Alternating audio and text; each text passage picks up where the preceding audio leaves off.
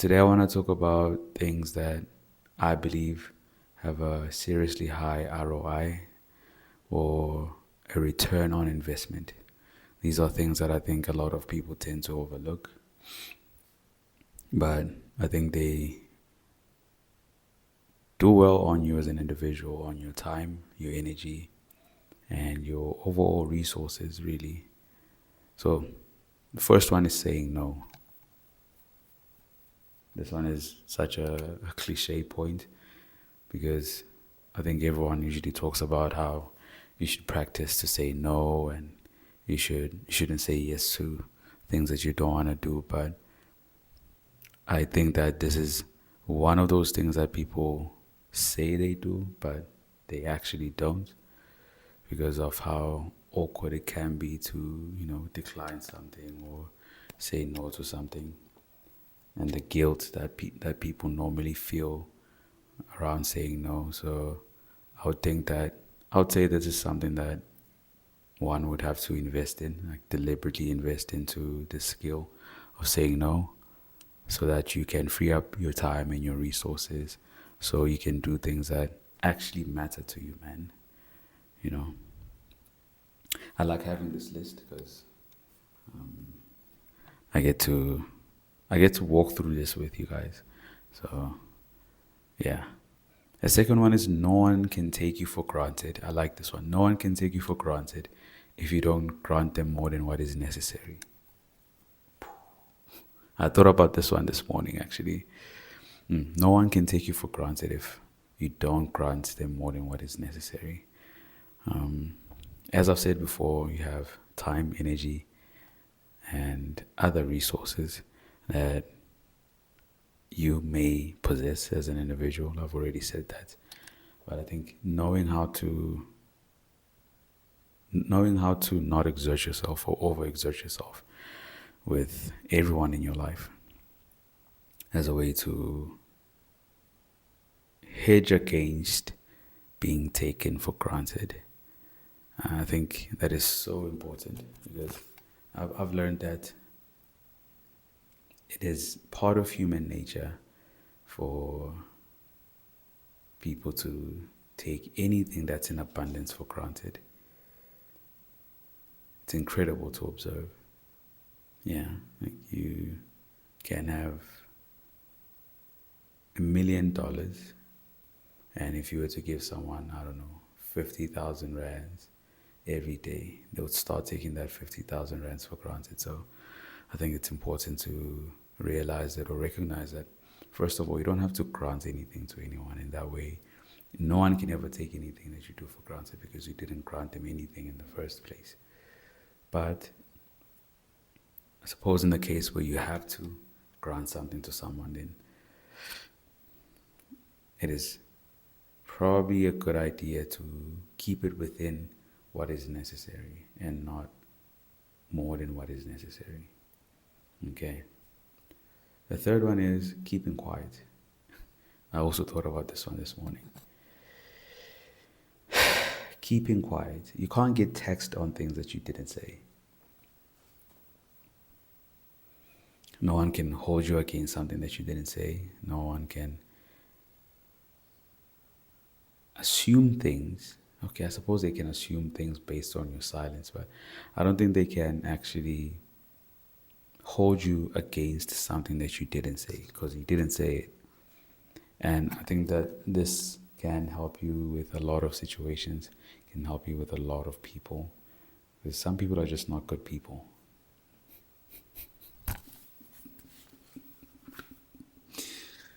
I laugh, but it's true. Like some people are just not good people. And I think the earlier you realize that, the better. Like some people are just not good people, and you want to make sure that you build some form of security for yourself. And keeping quiet is ultimately the best one ever. Just keeping quiet. I think this is probably the highest yielding investment that you can ever make. Learning how to keep quiet. You don't have to teach everyone, you don't have to show everyone, you don't have to share your opinion to everyone in all situations. just keep it hush hush. Okay. And number 4 is ignoring things and people that have nothing to do with maxing out your life stats. This is an extremely practical one, and I like it. Ignoring things and people that have nothing to do with maxing out your life stats. I think we live in a world where it can be quite easy to fall for anything. You can become so invested, like so invested in many things that have nothing to do with your life's mission. And the maxing out of your life stats part is actually your life mission. So if you spend a lot of time stressing and worrying about things that have nothing to do with your life's mission, then I would advise that maybe you should start ignoring those things. I think ignoring things is saying that you should ignore things is a way to help you realize that you do have the power to ignore them. So if you spend a big part of your weekend stressed out or sad or concerned or crying about a team or a sports team that lost, you kind of have to ask yourself, is this part of my life stats or life's mission? And if not, it's like we can still enjoy the game, but you don't have to engage with it. If you get what I'm trying to say, you can just ignore it by not investing your time and energy into it. You can just simply choose not to watch anything, actually. And this is now taking me to the 5th point, which is defining your life stats. In other words, defining your life's mission. I think it is quite clear that it is inevitable for you to fall for anything if you don't know what your life's mission is. If you don't have a plan, if you don't have ideas that consume you for your own life's mission, then you'll ultimately be consumed by everything else. Yes, you'll be consumed by everything else, and this can lead you down a path where, say, 10 years from now, you ask yourself, what have I done with my life? I can't really define your life stats for you, buddy, but you kind of have to do that for yourself. It might take you a while. It might take you a good while, but I would say define your life's mission and simplify it as best as you can, and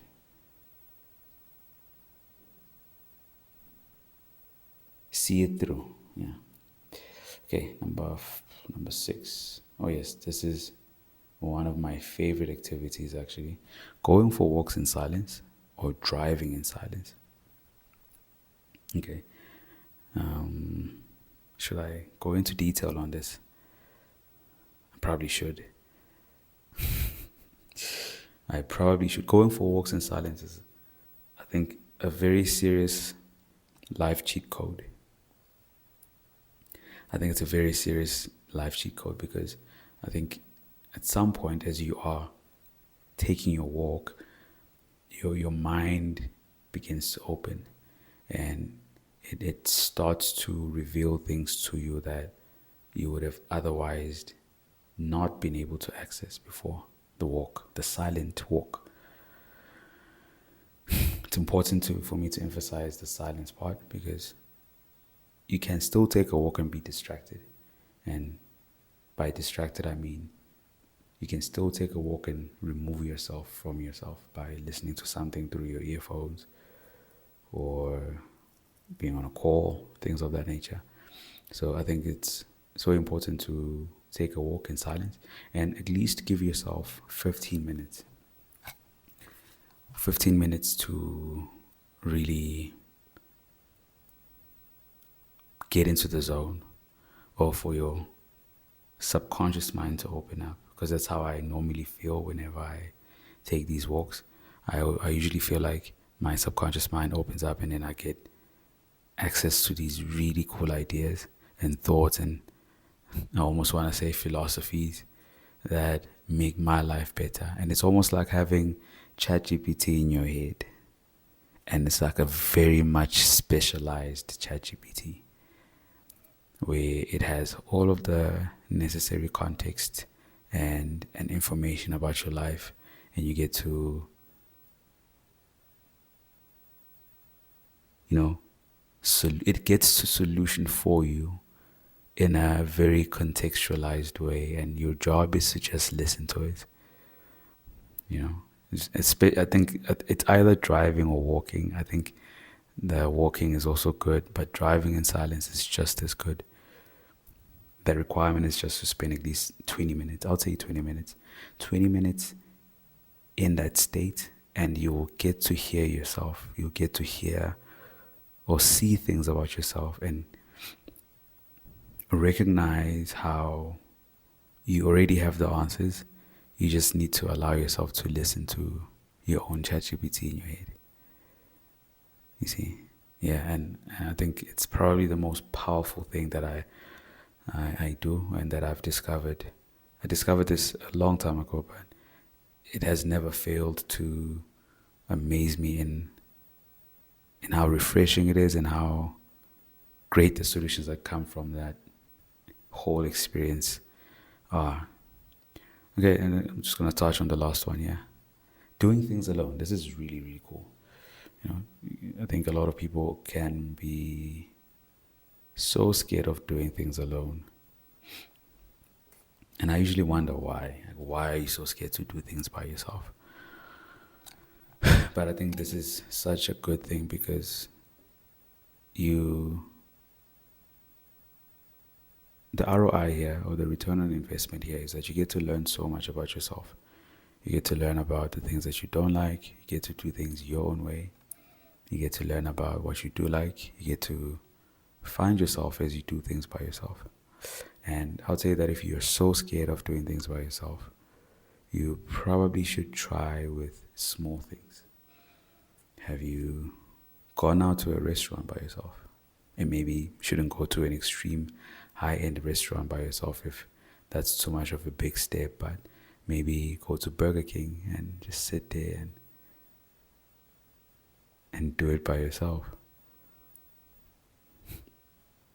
And I promise you, it's gonna be so cool. It's gonna be really, really cool. I'd say you can also go and get ice cream by yourself and buy things before you by yourself. You know, get to experience some of the things that you haven't really done by yourself. So those are some of the things that I think have a seriously high return on investment. You just need to invest in these things and then prioritize them accordingly, just so that you can see the results of your work. Yeah, so that's all I have to say for today. Hopefully you found value in this video, and that you'll start investing accordingly. Okay, I guess I'll see you guys on the next video. All right, cheers.